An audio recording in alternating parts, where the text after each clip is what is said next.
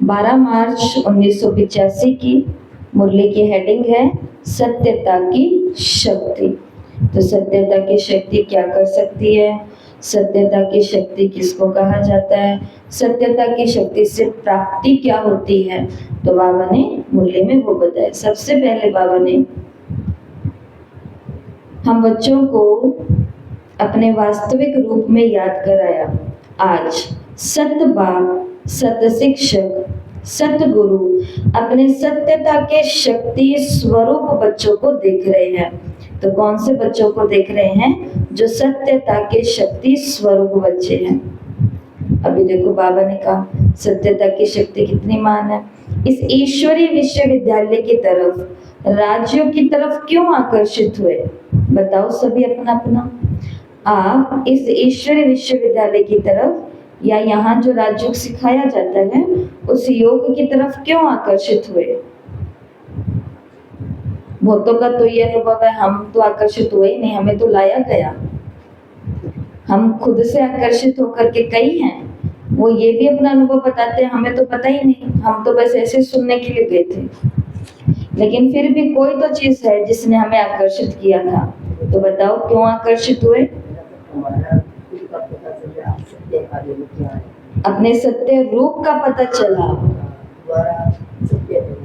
सत्य बाप का पता चला, सत्य ज्ञान का पता चला, ड्रामा के सभी सत्य राजों का पता चला। तो हम इस ज्ञान की तरफ, इस विद्यालय की तरफ, इस संस्था की तरफ आकर्षित हुए। और क्यों आकर्षित हुए आप, क्यों आते थे आप दोपहर को या कोर्स करने हरी माता जी। सत्य देखो तो सच ही सच सच सही है। और लक्ष्मी बहन देखो कभी तो ज्ञान अच्छा लगा, ज्ञान अच्छा लगा। भक्ति में भी पहले आए थे, आज ही ऐसा कि वो फेरी वाला मेरे सामने बड़ा सी उसने क्या किया, वो ढोलकी बजाते हैं उसके पास आया कहीं और शांति वाले भाई ये देना का नहीं देना वो तो मैं कुछ नहीं, जब भी सामने मिलूं तो फट से देख के हंसेंगे। ओम शांति वाले शुरू तो इधर से किया था, पहुंच के इधर थे। अच्छा लगा, अच्छाई ने भी आकर्षित किया। अनुभव जो बाबा ज्ञान है तो अनुभव किया कि जो सत्य ज्ञान यहाँ सुनाया जा रहा है, सिखाया जा रहा है, दुनिया में सच में चल भी तो यही रहा है। पहले पहले बाबा कहते होते हैं मुरली में कि ये बच्चे, ये दुनिया बहुत बुरी है। तो मैं जब वो मुरली पढ़ती थी तो हम तो अभी नए नए बड़े हुए थे, 18 साल के हुए थे, तब ये ज्ञान मिल गया। तो हमने कहा कि दुनिया कहाँ बुरी है, दुनिया तो बहुत अच्छी है। अभी तो दुनिया देखने का टाइम आया है, अभी तक तो रोज स्कूल में जाना होता था, अब कॉलेज की जीवन शुरू हुई है। तो बाबा कहते हैं कि संसार बहुत बुरा है, और हमें लगता था संसार कहाँ बुरा है, कुछ ही लोग बुरे होते होंगे, बाकी संसार तो बहुत अच्छा है। धीरे धीरे धीरे सत्य ज्ञान से आंखें खुलती हैं और हमें वो सारी बातें सच लग जाती हैं जो भगवान ने बताई।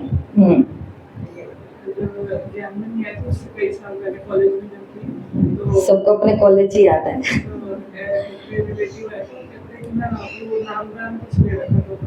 तो कहते कि मैं इसको भी दिलवा दो, तो मम्मी कहती कि नहीं तो फिर तब उनके मुँह पे मेरे मन में एक संकल्प मैंने किया था उस वक्त कि ना मैं किसी को भी गुरु ऐसे नहीं बनाऊंगी, मैं उनको गुरु बनाऊंगी जो मुझे भगवान से मिलाएगा। बस ये संकल्प करके छोड़ दिया, पर वो बहुत बाद में पूरा हुआ, बाबा ने लाया। अब देखो जो आपने सुनाया ना, बाबा ने बताया इस ईश्वरीय विश्वविद्यालय की तरफ और राज्यों की तरफ क्यों आकर्षित हुए। सत्य बाप का सत्य परिचय मिला, सत्य ज्ञान मिला, सच्चा परिवार मिला, सच्चा स्नेह मिला, सच्ची प्राप्ति का अनुभव हुआ। तो सब सत्यता की शक्ति के पीछे आकर्षित हुए। जीवन भी थी, ऐसा नहीं था कि ज्ञान से पहले हम कोई जिंदगी नहीं जी रहे थे, जीवन भी थी, बाबा ने कहा प्राप्तियां भी थी, और यथाशक्ति हमारे अंदर ज्ञान भी था, अपने अपनी बुद्धि से अपने धर्म का, अपने शास्त्रों का, जीवन का ज्ञान भी था। लेकिन बाबा ने कहा सत्य ज्ञान नहीं था, इसलिए सत्यता की शक्ति ने सत्य बाप का बना दिया। और आज के मुरली में बाबा ने सत्य शब्द के दो अर्थ बताए हैं। एक तो सत्य का मतलब होता है सच्चा, सच्चाई, सत्य, और दूसरा सच का मतलब होता है अविनाशी। अविनाशी का मतलब है जिसमें कोई परिवर्तन नहीं होता। जैसे सूर्य अविनाशी है, जो है जैसा है, कब है, क्यों है, किस लिए है, कब तक होगा, कोई किंतु परंतु नहीं है, था, है और रहेगा। युग बदलेंगे, दुनिया बदलेगी, लोग बदलेंगे, हालातें बदलेंगी, लेकिन वो अविनाशी है, क्योंकि वो है प्रकृति अविनाशी है। प्रकृति के अंदर एक अग्नि तत्व सूर्य आ गया, जल तत्व आ गया, वायु तत्व आ गया, पृथ्वी तत्व और आकाश तत्व आ गया। सब कुछ बदल जाएगा, लेकिन ये नहीं क्योंकि ये सत्य है, ये अविनाशी है। दूसरा सत्य कौन है? परमात्मा है। तीसरा सत्य कौन है? आत्मा है। आत्मा, परमात्मा और प्रकृति। तो अभी सत्य के दो मतलब होते हैं, सत्यता भी और अविनाशी भी है। इसलिए अविनाशी प्राप्ति, अविनाशी संबंध, अविनाशी स्नेह, अविनाशी परिवार। अविनाशी परिवार हमको यहाँ आके क्यों मिला? क्योंकि बाबा ने कहा यही परिवार 21 जन्म भिन्न भिन्न नाम रूप से मिलते रहेंगे, जानेंगे नहीं। अभी तो जानते हो कि हम ही बिन संबंध से परिवार में आते रहेंगे। तो यही हम लोग जो अभी मुर्गियां सुन रहे हैं ना, वहां पर इकट्ठे बैठ करके कोई सास सुन रहे होंगे।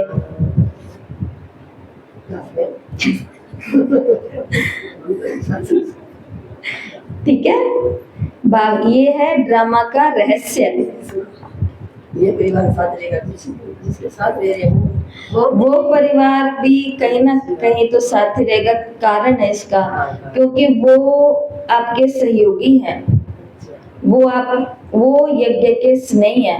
वो कहीं पर भी ब्रह्मा कुमारी बहन को, दीदी को देखेंगे तो वो वहीं पर ही। अभी जयपुर से परसों एक बहन आकर के गई है, तो वो इतना अच्छा अपना अनुभव सुना रही थी। कहती मैं आपसे बात कर रही थी, ये हुआ वो हुआ, बड़ी उनकी परिस्थिति भारी आई थी, निकल गई। लेकिन उन्होंने कहा दीदी जैसे आपसे बात करके हॉस्पिटल से मैं बाहर निकली तो स्टेशन को क्रॉस करके जाना होता है, जयपुर के रेलवे स्टेशन को। तो वहां से बहुत सारी दीदियां और भाई जी और बहन जी, तो वो सभी माउंट आबू से ट्रेन से उतर करके आ रहे थे। तो कहते हम 3-4 घर के लोग थे और हम सभी के सभी रोने लग गए। किस बात में रोने लगे? कि अभी खुशबू दीदी से वीडियो कॉल करके आए हैं, बात करके आए हैं कि आना है, मिलना है, ये सुनना है, बाबा ये वो सब कुछ करते, और हमारे सामने देखो ये आ गए। क्योंकि मैं उनको बोल रही थी कि हमारा स्नेह क्यों है, क्योंकि हम फैमिली हैं। बात एक से कर रही थी, लेकिन उनके घर के 4 लोग भी अपने उन दीदियों को, उन सबको देख करके रोने लगे, फोटो खिंचवा करके मेरे को भेजी है। तो अगर हमने अपने परिवार वालों को स्नेही भी बनाया है कि कहीं पर भी दीदियां दिखे तो मान मनुहार कि अरे ये क्या चीज हमें दिख गई है, ये कौन से प्राणी हम इस धरती के दिख गए हैं, ऐसा भाव। और सहयोगी का मतलब तो समझते हैं ना, हमको भेज रहे हैं, हमारे हाथ में दान पुण्य की चीजें भेज रहे हैं कि जाओ भाई हम तो नहीं जाएंगे, तुम ये कर देना, तुम ये कर देना, तुम ये कर देना। तो आएंगे कहीं ना कहीं वो भी टकराएंगे, जरूरी। अंतिम दिनों में पास में है तो पास ही रहने वाले हैं। सहयोगी से नहीं आत्मा तो त्रेता तक में बाबा ने कहा यज्ञ के जो स्नेह सहयोगी हैं वो आएंगे। आप बाबा के सहयोगी स्नेही बच्चे बनकर के रहो, वो आपके स्नेह सहयोगी बनकर के भी आ जाएंगे। इसलिए बाबा की गारंटी है कि जो मेरा बनेगा ना एक आत्मा, उसके बच्चों के भी बच्चों की गारंटी किसकी है? बाबा की है। क्योंकि वो कईयों का भाग्य एक साथ बना सकती है।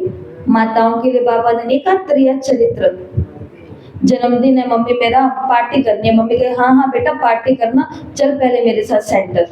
त्रिया चरित्र हुआ कि नहीं हुआ? ये होता है त्रिया चरित्र, कि आप अपनी इस कला को सही दिशा में यूज तो लो। शिव बाबा ने कहा यही जो परिवार है ना, जो भी दिख रहा है हमको, ये परिवार भी अविनाशी परिवार है। 21 जन्म भिन्न भिन्न नाम रूप में यही मिलेंगे, जानेंगे तो नहीं। तो अपने सत्य परिवार, सत्य बाप, सत्य ज्ञान की तरफ खींच लिया ना, दूर होते हुए भी, जहाँ सत्यता भी हो और अविनाशी भी हो, यही परमात्मा पहचान है। कई लोग बोलते हम कैसे पहचाने कि ये भगवान का ज्ञान है या भगवान यहाँ आया हुआ है। तो सत्य का मतलब होता है जो बात अविनाशी भी है, जो मिट नहीं सकती, बदल नहीं सकती, और जो राइट तो है ही है। ऐसे सत्यता की शक्ति को, सत्य ज्ञान को विश्व के आगे भी प्रत्यक्ष करना है। जैसे परमात्मा एक है, ये सभी भिन्न भिन्न धर्म वालों की मान्यता है। सब लोग, कोई भी धर्म वाला हो, वो सब लोग क्या कहते हैं, सबका मालिक एक ही। हाँ जी भाई, भगवान तो एक ही है। आपका रास्ता ये है, हमारा रास्ता ये है, पर भगवान तो एक ही है। लेकिन एक गलती हो रही है इस बात को बोलने में। वो कहते हैं आप इस रास्ते से जाओगे, हम इस रास्ते जाएंगे, पहुंचना तो एक ही जगह बहन जी। लेकिन एक कमी है इस बात के अंदर। कमी ये है कि हम जिस मार्ग के ऊपर, हमें पूरी मंजिल पता है, हमें यहाँ तक ये बात पता है कि हमें परम धाम जाकर के रुकना तक भी नहीं है, हमें फिर नई दुनिया में आना है। उन लोगों को ये क्लैरिटी नहीं है, उनको बस ये पता है जाना है, मंजिल एक ही है, कहाँ जाना है, नई दुनिया में जाना है, परम धाम में जाना है, भगवान के पास। कौन सी अवस्था में जाना है, क्या लेकर के जाना है, क्या लेकर के आना है। लेकिन बाबा ने कहा कहते तो सभी यही है ना कि परमात्मा एक है। ऐसे यथार्थ सत्य ज्ञान एक ही बाप का है और एक ही सच्चा रास्ता है। ये आवाज जब तक बुलंद नहीं होगा तो सभी आत्माएं, बाबा ने कहा, ये तिनकों के सहारे तरफ भटकना बंद नहीं होगा। अनेकता की ये भ्रांति समाप्त होना ही विश्व शांति का आधार है। दुनिया में शांति कब होगी? जब अनेकावाद खत्म हो जाएगा, अनेकता। जब प्रदर्शनियों द्वारा सेवा का विहंग मार्ग आरंभ हुआ था तो क्या करते थे? तो उस समय क्या करते थे? फॉर्म भराते थे। फॉर्म के अंदर अलग अलग प्रश्न होते थे। ये तो बाबा ने प्रदर्शनियों की बात करी। यहाँ तक भी जो ये 7 दिन का कोर्स होता है हमारे सेवा केंद्रों पर, ये कोर्स जो करने के लिए आते थे उन लोगों से भी फॉर्म भराया जाता था। और उस फॉर्म में क्या पूछा जाता था? आपका नाम, देवता, भाई कौन से धर्म को, देवता को आप याद करते हैं, एड्रेस और ये सब चीजें होते और नीचे कुछ प्रश्न, नीचे कुछ नियम होते थे कि इन 7 दिनों में आपको सिनेमा घर नहीं जाना, सिनेमा नहीं देखनी। इन 7 दिनों में आपको लहसुन, प्याज और मांस, मीट, अंडा ये नहीं सेवन करना। इन 7 दिनों में ब्रह्मचर्य का पालन करना। इन 7 दिनों में इस फिक्स टाइम पर आना है और इस टाइम पर चले जाना है। इन 7 दिनों में या जो भी दिन है, इन दिनों में कुछ भी बोलना नहीं है। लास्ट दिन आपका कोर्स का होगा तो आपको बोलने का मौका मिलेगा। जो ये नियम को, और देखो उस समय कोई लोग ऐसे आते नहीं थे भीड़ के भीड़ कि आए और उनको बता दे, उस समय आते नहीं थे। लेकिन फिर भी नियम इतने कड़े थे तो जो आते थे फिर वो पावरफुली बनते थे। ऐसा ही होता है ना, इतने नियमों का पालन करके आएंगे तो उनको वैसे ही अनुभूति, आभास हो जाता था, क्योंकि त्याग भी कर रहे हैं उस ज्ञान को पाने के लिए। अभी तो महंगी चीज होती है, उतनी आकर्षण होती है, वैल्यू होती है, वैल्यू रखते हैं। और जो चीज बहुत आसानी से, हवा आसानी से मिल रही है तो उसकी क्या कदर है? पानी आसानी से टंकी में भर जाता है, उस दिन क्या कदर है? जिस दिन टंकी खाली हो जाती है उस दिन बाल्टियां लेकर के घूम रहे होते हैं इधर से उधर। फिर याद आती है, मोटर चला लेते, ये कर लेते, वो कर, और आपस में लड़ भी लेंगे उस चक्कर में। सॉल्यूशन होएगा तभी होएगा। लेकिन अब जो हो चुका है उस बात को हमें छोड़ना तो पड़ेगा, क्योंकि काम तो रुकते हैं, प्रॉब्लम तो होती है। ऐसे भगवान ने, ऐसे बाबा ने कहा कि जब प्रदर्शनियां भी शुरू हुई थी ना, मेले और प्रदर्शनियां शुरू हुई थी, उस समय भी फॉर्म भराया जाता था। और फॉर्म में क्या पूछा जाता था?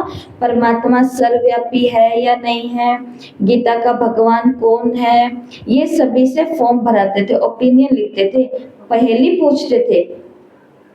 फिर बाबा ने कहा कि जिसमें परमात्मा सर्वव्यापी, तो ज्ञान में क्या हुई? नवीनता का अनुभव हुआ। वर्कशॉप कभी रखी क्या करते हुए चल रहा है, नवीनता को कोई अनुभव करा रहे हैं, ये बाबा ने हमसे प्रश्न पूछे। एक बाप को एक रूप से जानने से क्या क्या विशेष प्राप्तियां हुई। बाबा ने कहा सीधा टॉपिक नहीं रखो। कौन सा टॉपिक? भगवान सर्वव्यापी नहीं है। बाबा ने कहा इस टॉपिक को ऐसे रखो। कैसे रखो? कि एक भगवान के असली रूप जानने से क्या क्या विशेष प्राप्तियां होती है। उन प्राप्तियों को सुनाते हुए सर्वव्यापी की बातों को स्पष्ट कर सकते हो। तो टॉपिक कोई और रखो और क्लियर दूसरा ज्ञान कर दो। जैसे कि ये कुंभकर्ण वाला टॉपिक है, सृष्टि चक्र वाला है, कर्मों की गति वाला है, तो वो कैसे करते हैं? आत्मा की असली पहचान वाला है तो 4 रानियों की कहानी सुनाते हैं। ऐसे करते करते टॉपिक कोई और रखो, लेकिन उसके अंदर से कोई और टॉपिक कि कृष्ण देवता है, प्रथम देवता है, नंबर 1 राजकुमार हैं, महाराजकुमार हैं और शिव परमात्मा है। इस टॉपिक को क्लियर करने के लिए तो कृष्ण के भागवत में उतरना पड़ेगा थोड़ा सा, वहां से फिर लाया जाता है ये ज्ञान, और गीता में आना पड़ता है। एक परम धाम निवासी समझ याद करने से बुद्धि कैसे एकाग्र हो सकती है, बाप से के संबंध से क्या क्या प्राप्ति अनुभूति हो सकती है। तो बाबा ने कहा ये टॉपिक निकालो और इन टॉपिक के आधार पर भगवान सर्वव्यापी नहीं है, इसके ऊपर बात करो। जैसे कल कहीं पर प्रवचन था, तो वहाँ प्रवचन था तो वहां पर सारे के सारे भक्ति वाले लोग थे, तो उनको ये नहीं कह सकते थे कि भगवान कण कण में नहीं है, क्योंकि उनके लिए तो भगवान ही कण कण में है, भाव है ना उनके। तो भगवान क्या है? कण कण में है। तो ये बात को करना था, तो बात कहाँ से शुरू करी कि बताओ मेरी प्यारी प्यारी माताओं बहनों, हमारे जीवन में जो दुख आते हैं ये दुख हमें कौन देता है? तो कहते हैं सब भगवान की लीला है। हमारे जीवन में जो सुख आते हैं ये सुख हमें कौन देता है? तो कहते हैं कि सब उसका लिखा हुआ है। हमारे खेत में कुछ हो जाता है, हमारे घर में कुछ हो जाता है, किसी के साथ माड़ा अच्छा हो जाता है, सब वो करता है। ये बताते बताते वहां पर ये बात क्लियर करी गई कि भगवान दुख नहीं देता, वो ये कुछ भी नहीं करता। और क्योंकि वो एक है, एक स्थान पर बैठा है, तो एक कर्तव्य वो जरूर कर रहा है, और वो अपोजिट वाले नहीं, एक तरफ वाले कर्तव्य करता है। सुख का कर्तव्य करता है, ज्ञान का कर्तव्य करता है, पवित्रता का कर्तव्य करता है, अपवित्रता, अज्ञान और दुख वाला कर्तव्य नहीं करता। तो ऐसे करते करते प्रवचन से खड़े होकर के सी ऑफ करने के लिए वो हमें आए, तो खड़े आकर के वो बताने लगे हमारा ये हुआ ऐसे हुआ। फिर कहते कि भगवान ने बहुत ही माड़ा कर दिया। मैंने कहा कि क्या? जैसे मैंने पूछा क्या, क्योंकि 1 घंटा अंदर यही तो बोल करके आए थे। मैंने पूछा क्या कहा आपने, फिर से कहना। तो कहते ना ना ना मेरे कर्मों ने। तो बाबा ने कहा टॉपिक कोई और लो और निशाना किसी और कोर्स के ऊपर लगाओ। जैसे सबसे बड़ा है गीता का भगवान कौन है, और भगवान सर्वव्यापी नहीं है, वो परम धाम निवासी है। इन बातों को क्लियर करो, ठीक है। और यहाँ पर बाबा ने कहा देखो, अगर अभिमान में आकर के कहेंगे तो कोई भी बात को प्रूफ नहीं कर पाएंगे। शिव बाबा ने अपनी बात बताई। शिव बाबा ने कहा कि देखो मैं मुरली में तुम्हें कितनी बातें कहता हूँ, लेकिन अभिमान से कहता हूँ क्या? अथॉरिटी से कहता हूँ। जैसे आज की साकार मुरली की कोई बात बताओ जो बाबा ने अथॉरिटी से कही। क्रिया करो। अनाड़ी। बाबा ने कहा माली अनाड़ी होएगा, आप समान नहीं बनाएगा। प्रिय चरित्र करो माताओं तुम प्रिय चरित्र को यूज करो। ये बात भगवान ने कह दी है। टैलेंट को यूज तो करो, सही है, विशेषता। हम कल एक दीदी को सुन रहे थे, उषा दीदी, बहुत अच्छी बात उन्होंने बताई। उन्होंने कहा हमको यहाँ क्यों ला करके रखा गया है, मेरे अंदर कोई विशेषता है, उस विशेषता को देख करके भगवान ने मुझे यहाँ लाया है। यहाँ आने के बाद अगर मैंने अपनी वो विशेषता दबा दी है, क्योंकि मुझे सब चीजें बहुत आराम से मिल रही है और मैं अपनी वो विशेषता काम में नहीं लगा रही हूँ, तो या तो मुझे अपमान का फीलिंग होगी, और काम में लगा रही हूँ, सबने मेरी महिमा कर दी तो मुझे अभिमान की फीलिंग आ सकती है। इसके लिए उन्होंने बोला किसके लिए लाई हो, ये बात को याद रखो और उस चीज को लगाते रहो। क्या याद करते हुए? कराने वाले ने कराना है, वो मुझे यूज कर रहा है और मैं लाई गई हूँ सिर्फ और सिर्फ इस एक गुण के कारण। तो वो गुण लगाएंगे तो और गुण भी बढ़ते जाएंगे। तो बाबा ने मुरली के अंदर कहा कि मैं मुरली में कोई भी शब्द कहूँ चाहे कितने भी सख्त हों, लेकिन अभिमान से नहीं, अथॉरिटी से बाबा कहते हैं तो वो हमें अनुभव भी होते हैं। जैसे आज की मुरली की जो मैं आपसे बात पूछना चाहती थी, जो आपने बताई नहीं, वो ये थी कि बाबा ने आज कितनी बड़ी बात कह दी, लेकिन अथॉरिटी से कहीं इसलिए किसी को भी बुरी नहीं लगी, लेकिन उस लिस्ट में हम सभी हैं। बाबा ने कहा ये दुनिया जंगल बन चुकी है और मनुष्य जानवर के जैसा हो चुका है। जंगल में कौन रहते हैं? भेड़िए रहते हैं। इस दुनिया में भी कौन है? भेड़िए। थोड़ा सा कन्या और कुमार का संग का दोष गया, संग बिगड़ा, इतने में वो भेड़िया उसको खा जाता है। प्रलोभन ऊपर से कितने भी हो, हम आपको ये दिलाएंगे, यहाँ घुमाएंगे, ये खिलाएंगे, वो पिलाएंगे, सारे दुखों से आजाद कर देंगे। भेड़िया आजाद कर सकता है क्या दुखों से? भेड़िया का तो निशाना है कि ये कब मेरे पास आए और कब इसको खा जाऊं।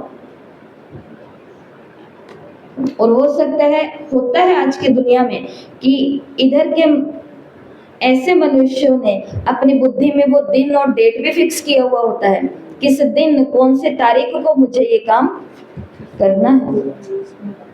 न्यूज में क्या नहीं आता है, तो सब कुछ तो देख रहे हैं। शिव बाबा ने कहा अथॉरिटी से तो अनुभव करते हो ना, ऐसे क्यों होता है? जितना ही अथॉरिटी उतनी नम्रता और रहम का भाव। इसके लिए अगर हमें किसी को ज्ञान सुनाना है, भले वो हमारे लौकिक फैमिली वाले भी क्यों नहीं है, सच्ची बात छुपाओ नहीं। किसी ने हमें कहा कि दीदी हमारे मम्मी वहां जाते हैं तो वो दीदियां तो ऐसा ज्ञान सुनाती है, हरियाणा में कोई गांव। पर मैंने मम्मी को बोला कि नहीं भाई, हमारे तो ऐसा कोई ज्ञान नहीं है ना दीदी, अपना ऐसा कोई ज्ञान को नहीं। मैंने कहा है, अपना यही ज्ञान है। बस अभी आप 1 महीने के बच्चों, इसलिए आपको बताया नहीं गया है, लेकिन आज आपने खुद ही बोल दिया तो आज आपको बता दिया जाएगा कि यहाँ पर आने वाले जो ये सभी रेगुलर लोग हैं, ये इन्हीं नियमों पर चल रहे हैं। कहते वो जो आपके वीडियो में सफेद कपड़ों में सभी लेडीज आती है, हाँ वही जो सफेद कपड़ों में लेडीज आती हैं, रंगीन कपड़ों में भी आती हैं। ऐसा मैंने बोला क्योंकि रंगीन में भी आती हैं, लेकिन नियमों पर चलती है। तो उनका मुंह छोटा सा हो गया क्योंकि उन्होंने सोचा कि मेरी मम्मी कोई गलत ज्ञान में चली गई है। तो सत्य बताना है, नम्र और रहम भाव से बताएंगे कि इसमें आपका भला, अगर आप इस श्रीमत का पालन करोगे तो एक है सर्वव्यापी की बात रखो, दूसरा नाम रूप से न्यारे की बात रखो, तीसरा ड्रामा की पॉइंट को बुद्धि में रखो। तो सत्य ज्ञान से सत्य की स्थापना होगी। ज्ञान को छिपाएंगे तो अच्छी दुनिया नहीं आएगी, ज्ञान को प्रत्यक्ष करेंगे तो ही अच्छी दुनिया आएगी। बाबा ने कहा विशेष स्लोगन जिसको आप लोग सीधे शब्द कहते हो, जैसे मनुष्य का कभी सतगुरु और बाप नहीं हो सकता, मनुष्य परमात्मा नहीं हो सकता, ऐसे विशेष टॉपिक को समय प्रति समय सुनते आए हो तो अब उनकी रूपरेखा बताओ। तो ज्ञान में क्या करो, नवीनता भी करो और सत्यता का भी अनुभव कराओ। ज्ञान केवल दूसरे को खुश कराने वाला नहीं सुनाना है। योग की बातें बता दी, अफर्मेशन की बातें बता दी, लेकिन उनको ये बताना पड़ेगा कि आपको एक निराकार से जुड़ना ही पड़ेगा, उससे आपको लाइट माइट लेनी पड़ेगी। तो मुरली के अंदर आगे बाबा ने कहा कि अभी विश्व शांति के भाषण बहुत कर लिए, अब किस पर भाषण करना है? आध्यात्मिकता पर। इसका सोर्स कौन है, आध्यात्मिक ज्ञान क्या है, अभी तक कहाँ तक पहुंचे हैं। बाबा ने कहा अभी तो ये कहते हैं कि माताएं अच्छा काम करती हैं, भगवान का कार्य अच्छा चल रहा है, समय प्रमाण ये भी धरनी बनानी पड़ती है, लेकिन सन शोज फादर, फादर शोज सन, अभी फादर शोज सन हो रहा है। ऐसा आवाज बुलंद करो तो प्रत्यक्षता का झंडा लहराएगा। बाबा ने, फादर ने सन को प्रत्यक्ष कर दिया। ब्रह्मा कुमारियां क्या कर रही हैं, माताएं क्या कर रही हैं, ओम शांति वाले क्या कर रहे हैं, ये तो संसार में प्रत्यक्ष हो गया। अब हम बेटों को किसको प्रत्यक्ष करना है? बाप को प्रत्यक्ष करना है। पहले नाम बदनाम हुआ और अब बुलंद हुआ। पहले लोग डरते थे और अब आना चाहते हैं। पहले लोग डरते थे, ब्रह्मा कुमारी के पास ब्रह्मा कुमारी के पास नहीं जाना, ये तो सोचना ही बहुत दूर की बात है। ब्रह्मा कुमारी उनके पास आ जाते थे तो भी डर के अपने घरों में चले जाते थे। और अभी आना चाहते हैं, मिलना चाहते हैं, सुनना चाहते हैं। पहले सुनने की इच्छा नहीं चाहते थे, सुनना नहीं चाहते थे, और अभी तो नाम लेने की इच्छा रखते हैं। पहले धरनी पर हर चलाने, योग्य बनाने में टाइम लगता है, बीज डालने में टाइम नहीं लगता। मैं आपको ये बता रही थी उस समय कि आज बाबा ने ये बताया है कि कैसे सुनाएंगे ज्ञान। तो पहले चलाना पड़ेगा हल, हलचल करनी पड़ेगी, माना कोई टॉपिक छेड़ना पड़ेगा, फिर उनके अंदर से खुद बातें निकलेंगी, और वही मौका होगा जब ज्ञान का बीज डालेंगे। जैसे दुख कौन देता है, ये बात छेड़ के तो देखो, उनको अपने जीवन के सारे दुख भी याद आएंगे, वो लोग भी याद आएंगे, फिर भगवान भी याद आ जाएगा, और वहां पर फिर भगवान के ज्ञान का सत्य बीज डालना होता है, कर्मों का बीज डालना होता है। अच्छा, पहले नम्र होना पड़ेगा, पहले उनके लिए रहम भाव अंदर में लाना पड़ेगा, फिर उन पर उनके योग्य थोड़ा हल चलाना पड़ेगा, और फिर बीज डालने में तो कोई टाइम लगता ही नहीं है। ठीक है। और विदेश के बच्चों से फिर बाबा ने मुलाकात करी, ये सभी अपने आप पढ़ेंगे। तो अभी तक के मुरली में हमने क्या सीखा? आज की मुरली से हमने क्या सीखा?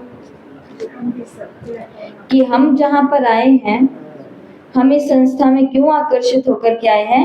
केवल सत्यता के पीछे। तो मुरली की बस पहली लाइन याद रखना, अगर मेरी बात मानो तो, क्योंकि ये सारी की सारी मुरली तो सेवा के लिए चली है, टॉपिक निकालने के लिए, टॉपिक सुनाने के लिए, बीज डालने के लिए, धरनी तैयार करने के लिए, सेवा के लिए। लेकिन जो मुरली की पहली लाइन है, क्या है पहली लाइन? आज सत बाप, सत शिक्षक, सत गुरु अपने सत्यता के शक्ति स्वरूप बच्चों को देख रहे हैं। तो इस मुरली से मेरी इच्छा यही है कि हमको एक ही बात माननी चाहिए, और वो कौन सी बात है? कि जब ज्ञान मेरे को सत्य मिल गया, बाप मेरे को सत्य मिल गया, पहचान मेरे को सत्य मिल गई, परिवार मेरे को सत्य मिल गया, और ये चारों चीजें सत्य होने के साथ साथ अविनाशी भी मिल गई। बाप भी अविनाशी, ज्ञान भी अविनाशी, प्राप्तियां भी अविनाशी, और परिवार भी अविनाशी, सब कुछ हो गया। लेकिन अब मुझे कौन सा स्वरूप बनना है? सच्चा स्वरूप बनना है। मुझे भी अपने सत्यता के शक्ति रूप को धारण करना है। ये थोड़ा सा मुश्किल है काम, जो आज के साकार मुरली में बाबा ने कहा, दूसरे के अवगुण देखते हो तो नफरत आती है, खुद के अवगुण देखोगे तो नफरत आती है। जिसको बाबा बोलते हैं दूसरे के समय तो जज बन जाते हो, खुद की बारी में वकील बन जाते हो, खुद को। वो बात ऐसे नहीं थी दीदी, ऐसे था, ऐसा नहीं था माता, ऐसा था, ऐसा नहीं था भाई, ऐसा था, ऐसे ऐसे करके खुद को बचा लेते हैं। और दूसरे का अवगुण हमको कितना परेशान करता है। कल एक माता ने कहा कि मेरा फला फला जो रिश्तेदार है वो शराब पीता है, पत्नी को मारता है, घसीटता है, ये करता है, वो करता है, 6-6 महीने तक ये वो इधर रहता है, उधर रहता है, बहुत उसने बुरा बुरा बताया।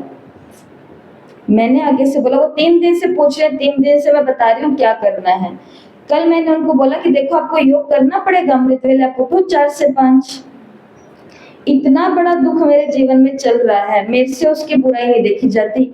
लेकिन आगे से उन्होंने क्या बोला हंस करके, कि दीदी 5 मिनट का भी टाइम नहीं है मेरे पास तो योग करने का, पूजा करने का भी टाइम नहीं है मेरे पास। तो फिर मैंने उनको प्यार से साइड में ले लिया। मैंने बोला फिर एक इंसान को कैसे सुधारोगे? हमारे पास कोई मंत्र नहीं और कोई बबूती और कोई धागा लेके हम नहीं घूमते। उसके लिए आप कुछ करो, चमत्कार आपके सामने हुए हैं। लोगों ने इतने चमत्कार किए हैं, इतने चमत्कार किए हैं। कबाब खाने वाले भी आज बाबा के बच्चे सात्विक हैं, शराब पीने वाले भी आज बाबा के बच्चे औरों को छुड़ाने में लगे हुए हैं। गृहस्थी टूटी हुई थी वो जोड़ करके और औरों को जोड़ने में लगे हुए हैं। कितना तो कुछ परिवर्तन हो गया, कहाँ से? लेकिन मेरे पास 5 मिनट का समय भी नहीं है, तो भगवान कहेगा मेरे पास 1 सेकंड का भी समय नहीं है तुम्हारा अच्छा करने के लिए।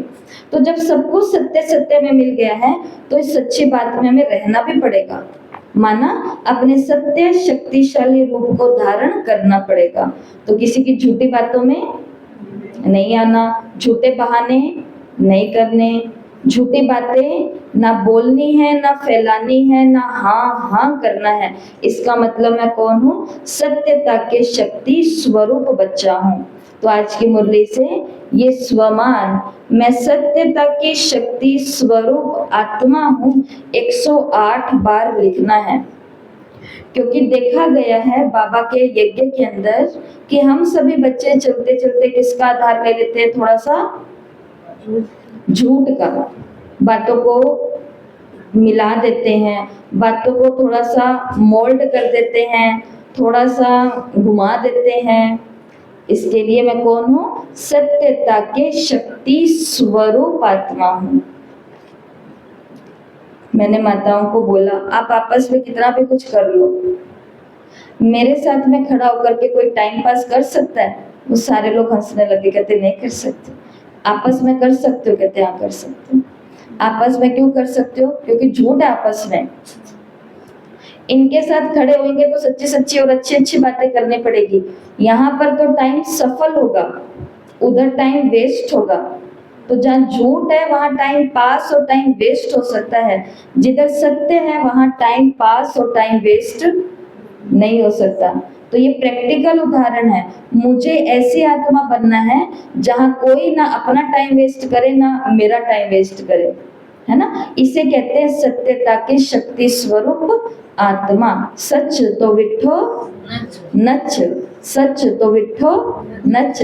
सच की नाव हिलती डुलती लेकिन डूबती नहीं है, झूठ की नाव हिलती नहीं डुलती नहीं, एकदम पावरफुल रहती है, लेकिन जब समय आता है तो सीधी ही डूबती है। और फिर लोग कहते हैं हमने तो ऐसा सोचा ही नहीं था, हमें तो पता ही नहीं चला ये कब हो गया, हम तो इनको ऐसा समझते थे।